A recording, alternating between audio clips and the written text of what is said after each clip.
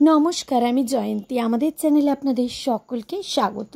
আজকে হলো রথযাত্রা। তো সকালটা টুকুনবাবুর স্কুল থেকেই শুরু হলো। তো টুকুনবাবুর স্কুলের কিছু মুহূর্ত আজকে আপনাদের সাথে শেয়ার করে নিলাম। এরপর একে একে আমরা আজকে সারাটা দিন কেমনভাবে কাটাচ্ছি এই ভিডিওটির মাধ্যমে শেয়ার করে নেব। আপনাদের সকলের কাছে অনুরোধ রইল স্কিপ না করে সম্পূর্ণ ভিডিওটি দেখবার জন্য। আর ভিডিওটি যদি ভালো লাগে অবশ্যই কিন্তু লাইক, কমেন্ট, শেয়ার করতে একদমই ভুলবেন না। নিজেদের বন্ধু বান্ধব এবং পরিবারের সকলের সাথে কিন্তু ভিডিওগুলি অবশ্যই শেয়ার করে নেবেন।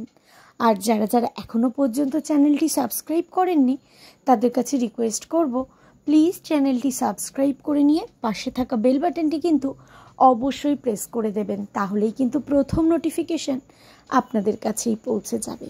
তো চলুন বেশি কথা না বাড়িয়ে ভিডিওটি শুরু করে নেওয়া যাক। আজকে যেহেতু রথযাত্রা, অর্থাৎ রথযাত্রার সূচনা পর্ব আজকে, অর্থাৎ আজকে হলো সোজা রথ।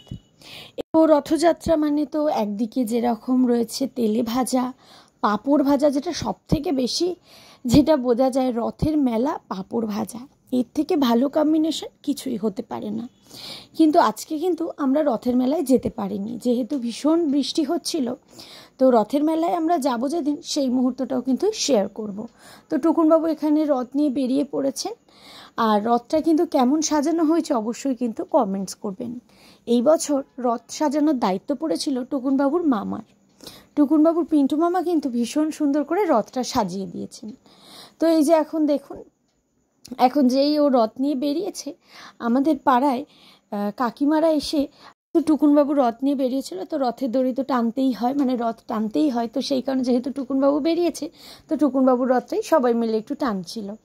তো এইদিকে এই দেখো, এখন রথের অবস্থা দেখো, রথ কিন্তু আর হাঁটছে না, রথ উড়ে উড়ে যাচ্ছে, এরকম একটা অবস্থা।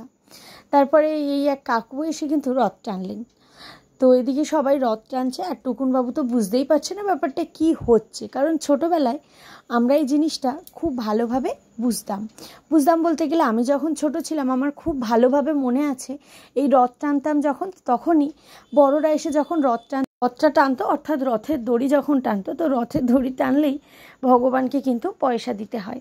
তো সেই কারণে সবাই খুশি হয়ে যেটা ভগবানকে দিত, এবং তারপরে কিন্তু প্রসাদও নিয়ে যেত। কিন্তু এখন আর এই ব্যাপারটা সেইভাবে দেখি না আমি। কিন্তু এই বছর দেখলাম টুকুনবাবুর রথ যারা যারা টেনেছেন তারা কিন্তু ভগবানকে পয়সা দিয়ে, এবং টুকুনবাবুকে আবার বললেন প্রসাদও দাও। কিন্তু ওই যে টুকুনবাবুর কাছে এটা যেহেতু প্রথমবার, তাকে প্রসাদ দিতে হবে, সে বেচারা বুঝে উঠতে পারছিল না কি করবে। তো তাকে বলায় সে আবার সবার হাতে হাতে প্রসাদও দিয়ে দিল। আর এইদিকে যেটা বললাম, মেলায় যাওয়াটা আমাদের সম্ভব হয়নি, এই যে নেমেছে মুষলধারে বৃষ্টি। এদিকে টুকুনবাবুর দাদু ভাইও কিন্তু একটু রথ টেনে নিল। সবাই রথ টেনেছি, কিন্তু যতটা সম্ভব হয়েছে ভিডিওর মাধ্যমে শেয়ার করেছি। তারপরে এখানে রথ রাখতে গিয়ে আমরা দেখছিলাম যে একটা বিশাল বড় রথ কিন্তু এইখানে যাচ্ছে। তো কিছুক্ষণ রথ টেনে আমরা কিন্তু মন্দিরে রেখে এলাম এক সপ্তাহের জন্য। আর এই যে টুকুনবাবুর বন্ধু আম্বিক এসেছিলো কিন্তু টুকুনবাবুর সাথে দেখা করতে। টুকুনবাবু তো বেজায় খুশি।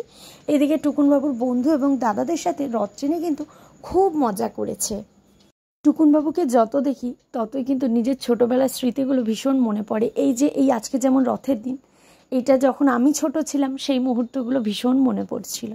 তো বেশ ভালো করেই কিন্তু আজকে সময়টা আমরা কাটালাম সবাই মিলে। তো আপনারা কেমনভাবে দিনটা কাটালেন অবশ্যই কিন্তু কমেন্টস করবেন।